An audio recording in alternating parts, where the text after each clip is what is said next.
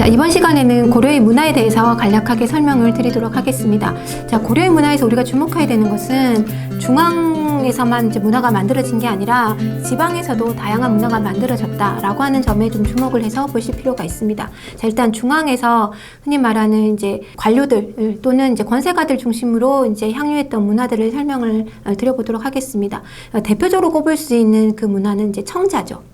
사실은 청자는 그 송나라에서 이제 계속 수입해서 쓰고 있었는데 이게 수입만으로는 충당이 되지가 않아서 그래서 결국은 고려가 독자적으로 이제 청자를 제작을 하게 됩니다. 처음에는 뭐 여러 번 실패를 하죠. 그러다가 이제 11세기에 가게 되면 이제 독자적인 고려만의 청자가 나오는데 일명 이제 중국의 청자를 이제 비색 청자라고 얘기하는데 이때의 비색은 말 그대로 비밀스러운 색깔의 청자다라는 뜻이고요. 반면에 11세기에 이제 독자적으로 나오는 고려의 청자도 비색 청자라고 하는데 이때 비색은 비취색, 그러니까 훨씬 중국 청자에 비하면 투명한 거죠. 맑은 거. 이게 이제 고려 청자의 특징이 됩니다. 이제 여기서 끝나지 않고 고려 사람들은 청자의 개발을 더 진행시켜 나가서 금속공예에 사용되는 그 상감 기법을, 상감이라고 하는 것은 판에서 그 안에다가 이제 그 색깔이나 이런 것들을 집어넣는 겁니다. 이제 이런 상감 기법을 청자에 도입을 하게 되고 그래서 그렇게 만들어지는 상감 청자가 12세기에 가면 이제 등장을 하게 됩니다. 그래서 이 상감 청자는 이제 우리나라에만 존재하는 청자다 이렇게 얘기할 수 있죠. 이런 청자들이 이제 흔히 말하는 권세가나 이제 고위 관료들이 이제 청자를 일상생활에서도 합니다. 단순히 도자기로 뭐 이렇게 놓고 사는 게 아니라 의자도 만들고 책상도 만들고 바둑판도 만들고 심지어는 기와로도 만들어서 정자를 짓기도 합니다. 그런 이제 이런 화려한 생활들의 모습들을 청자를 통해서 보여주게 되는 거죠.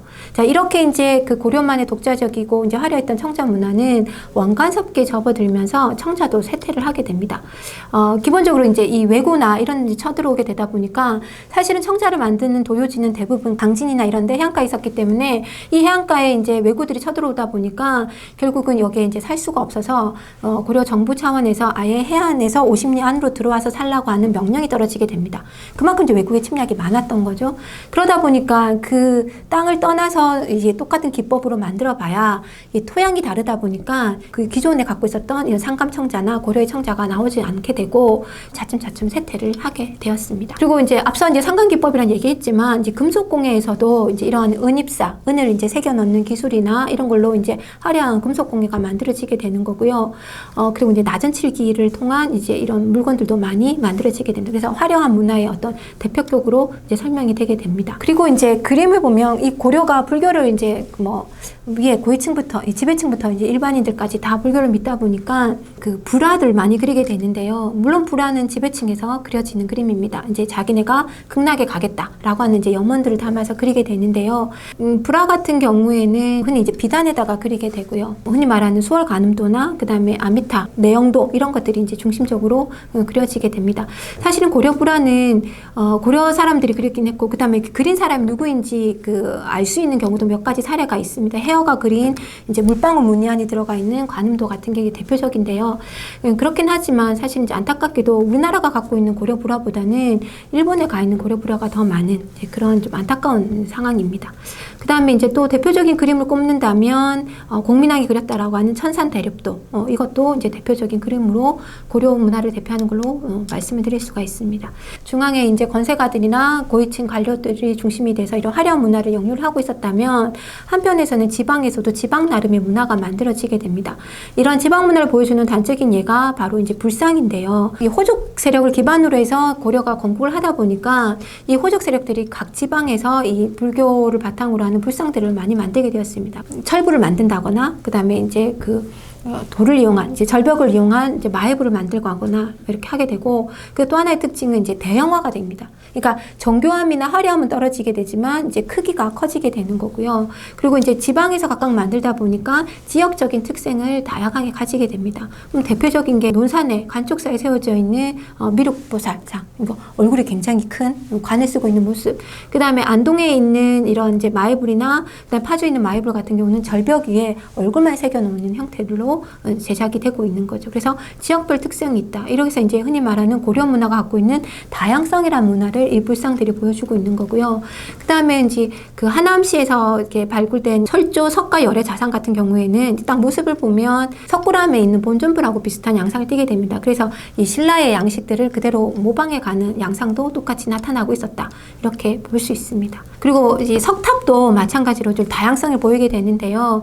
예컨대 이제 5층, 7층, 그 다음에 10층 등 이제 다양한 이 층수의 탑들이 나오게 되고 다각, 그러니까 사각이 아니라 다양한 각을 가지고 있는 석탑들이 나오게 됩니다. 그래서 이런 것들도 고려 문화가 갖고 있는 다양성을 보여준다라고 얘기할 수 있는 거고요. 후기에 가면 원간섭기에 그 원나라의 그 라마교 영향을 받아서 이제 경천사지 10층 석탑이 건립이 되게 됩니다. 이 경천사지 10층 석탑을 모델로 해서 똑같이 만드는 게 조선시대의 원극사지 10층 석탑입니다. 이 두 개는 사실 구별이 쉽지 않습니다. 구별할 수 있는 방법은 딱 한 가지입니다.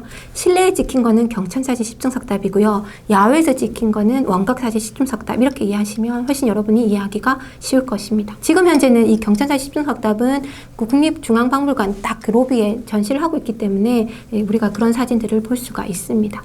자, 이 불교의 영향에서 나오는 문화를 하나 더 소개를 시켜드리면 신라 말에 등장했던 선종, 그죠? 선종은 사실은 경전보다는 스승이 더 중요하게 되는 거고요. 선사가 중요하게 됩니다. 스승이. 그러다 보니까 이 스승이 돌아가시게 되면, 선사가 돌아가시게 되면 그 선사를 다비를 하고 화장을 하고 그 사리를 모시는 승탑을, 불탑이 아닌 승탑을 많이 만들게 되는 거고요. 그래서 신라 말에 나오는 팔각 원당형의 승탑이 고려 시기에도 계속 계승이 되게 됩니다. 건축을 하나를 보게 되면 그 건축의 양식에서 주심포 양식하고 다포 양식이 나오게 되는데요. 이거는 이제 뭐냐면 기둥을 세우고 목조 건축이다 보니까 기둥과 그다음에 보를 세웠을 때 이 보가 이제 무게를 너무 많이 받게 되면 이제 힘이 든다는 거죠. 그래서 이 보의 힘을 분산시키기 위해서 이 중간을 띄우게 되는데 이 중간에 띄우기 위해서 이제 흔히 말하는 이제 포라고 하는 걸 넣게 됩니다. 그래서 이 포를 기둥 위에만 놓게 되면 이걸 이제 흔히 말하는 주심포라고 얘기를 하게 되고 기둥과 기둥 사이에 여러 개의 포를 넣게 되면 이게 이제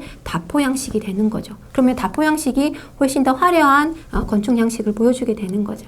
그래서 이 건축에서 보면 주심포 양식으로 대표되는 대표적인 건축물은 안동에 있는 봉종사 극락전. 이게 이제 현존하는 가장 오래된 목조 건축물이라고 얘기를 하고 있습니다. 그 다음에 영주에 가면 부석사 무량수전이 있고요. 그 다음에 예산에 가면 수덕사 대웅전이 있습니다. 이게 이제 기둥 위에만 포를 두어 있는 주심포 양식인 거고요. 그렇기 때문에 이 기둥은 이렇게 배 부분이 볼록한 배 흘림 모양을 하게 되는 거죠. 그다음에 다포 양식을 하고 있는 것은 이건 이제 대체로 화려해지면서 원나라의 영향으로 들어왔다라고 하고요. 대표적인 게 성불사에는 응진전 이렇게 얘기를 하고 있습니다. 과학기술 부분을 잠깐 설명을 드리면 고려는 대장경을 만들었잖아요. 대장경을 만들 정도로 이제 목판 인쇄술이 굉장히 발달했다라는 걸 알 수가 있는 거고요. 이 목판 인쇄술에서 끝나는 게 아니라 이제 그 활판 인쇄술, 이제 금속 활자도 만들게 됩니다. 기록에 따르면 상정 고금 예문이 가장 오래됐다고 얘기하지만 이거는 현존하지 않기 때문에 현존하는 것 중에 세계적으로 가장 오래되었다고 얘기하는 것은 직지심체 요절인 거죠. 금속 인쇄로서는 가장 오래됐다라고 꼽고 있습니다. 그리고 이제 의학 부분을 보게 되면 이제 의학을 교육하는 태의감을 두었고, 그리고 이제 이렇게 의관들을 선발을 했다라고 하고요. 고려 풍토에 맞는 처방들을 만들게 되는데요. 그 처방을 집대성한 게 향약 구국방이 되겠습니다. 그리고 이제 고려 말에 가면 외구의 침략과 홍보적인 침략이 많았다고 했잖아요. 그래서 이제 무기도 개발을 하게 되는데 특히 이제 채무선이 이때 화포를, 이제 화약을 제조하는 방법을 터득을 해서 화포를 제작을 하게 되는 거고요. 이 화포를 제작하는 화통도감도 건설을 하게 됩니다. 그래서 이 화포를 통해 가지고 왜구를 무찌르는 진포회전에서의 승리를 쟁취를 하게 되는 거죠.